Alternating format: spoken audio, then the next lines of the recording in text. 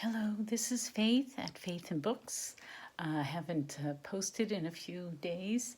I'm just going to give an update on what I've been reading for Victober and also what I'm reading for the classic spin.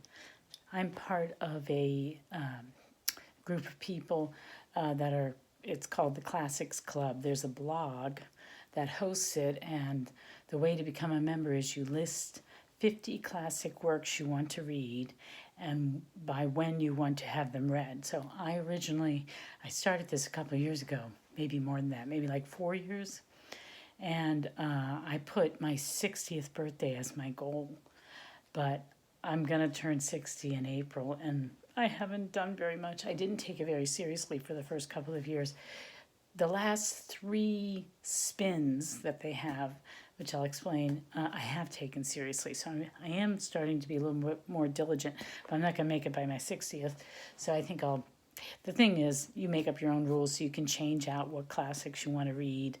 And you can also move the due date. So I might say 65, God willing. And I am also kind of reworking my list of 50 because some of them I tried and I decided life was too short. And there's been other things that I've discovered that I've wanted to read. So they define classics pretty loosely. I mean, it's not just ancient Greek and Rome. It's, whatever. Anyway, so that is the Classics Club, and the spin for what they do is, I think it's 4 times a year. They pick a number between 1 and 50, and then they announce it, and then they say, okay, who's in? You have to promise to read it by a certain date. And for this spin, October 31st is the due date or the end of the challenge. So the number this time was number 5. And on my list of 50, my number 5 was the Oedipus trilogy. And I think I put that because I had never read all 3 plays in one, not sitting, but in a short span of time. I read Antigone a long time ago, and then I read Oedipus Rex, another. I never read them as a group, as a real trilogy. So I think that's why I put it down. I've never read Oedipus at Colonus, whatever. But I just went to our study bookshelves, and I found this. So this is what I'm starting to read: Sophocles, Antigone, Oedipus the King, and Electra, which I've never read. I've never read the play Electra. So I'm starting that. I just read the first few pages today, but I'm starting that, and I got to get these 3 plays read by October 31st, and I'm pretty sure I can do it. So that is my Classics Club spin. So that's different from Victober. For Victober, though, I did finish A Child's Garden of Verses. It was just delightful. Really, really nice. Everyone should have a copy of this and go read it when they're feeling blue.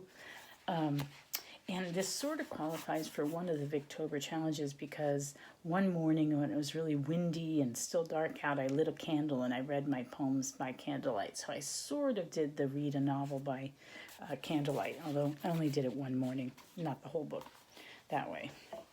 And then this morning I finished The Picture of Dorian Gray. And I'm still processing it. It's a beautifully written book. It's sad because I had read all about his life. When I first started it, I really had to be patient because I wasn't in the mood for it. It seemed really frivolous about 3, artificial, upper class, overly privileged, rich people who, they were sort of creating their own problems because they were bored. And so it took me a while because I just finished reading Callista, which had a lot of gravitas to it. And then before that, I'd read The Unmasking of Oscar Wilde, which talks about, he really had problems. And so the book is he's being sort of open. I'm still processing it, but it is, he was a really talented writer. It is beautifully written.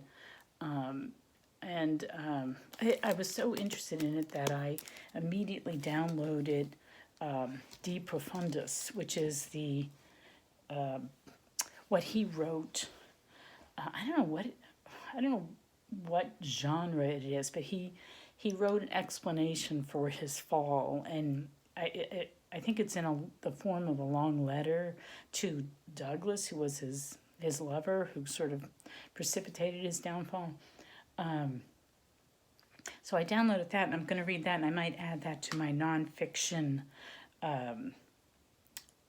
for November, nonfiction November. So I'm adding to that too, because I also read about, I think it was a TEDx thing, or no, was it? It was an interview with the author by somebody.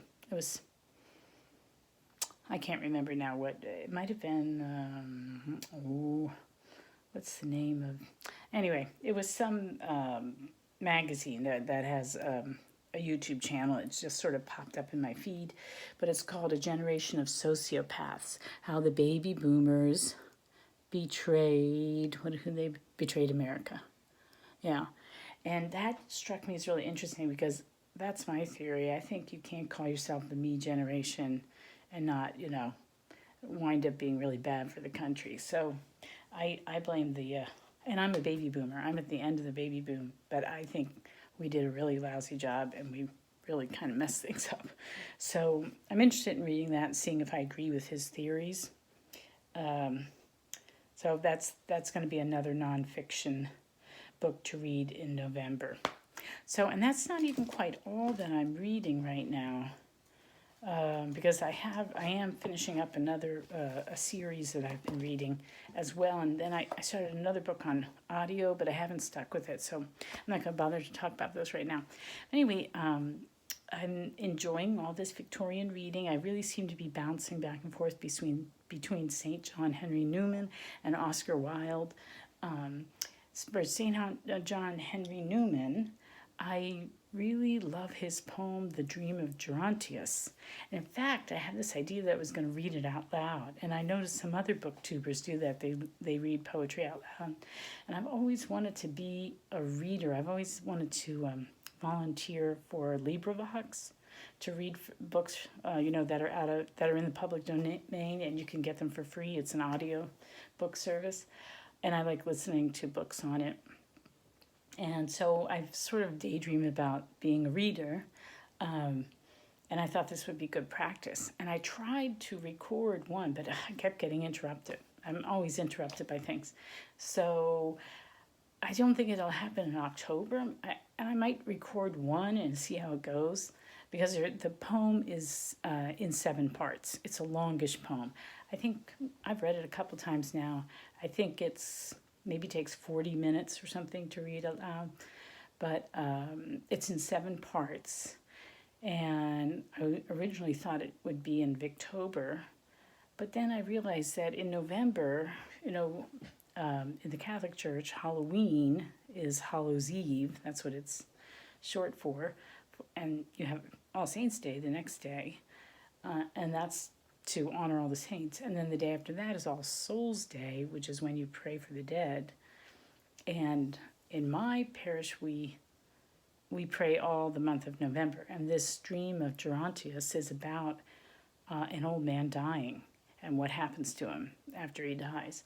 And so it's the same theme. So I think I might just try to record it carefully, and instead of feeling rushed or like I can't do it because I don't have enough time, I'll just record it throughout November, and it'll just be part of that. So I think that's it. And then I'm listening to another book, but I got to restart it. So I won't talk about that right now. Anyway, so that's the update. I'm enjoying being in the booktube world. It's fun. I love hearing about what other people are reading and their opinions on things. I wish I had more time. It actually takes up a lot of time to watch all these YouTube videos, time that you could be reading. So, and since I don't have a lot of time, or when I do have time, I'm tired and I fall asleep, so I don't get much read. And I'm not the fastest reader to begin with. Anyway, so that is it for now. And I'll try to maybe, I don't know when I'll record next, when I have the next opportunity. Anyway, go Nats. We're in the Washington, D.C. area, and my husband is glued to the TV, and the Nats are in the World Series, and it's very intense. So good night for now. Bye.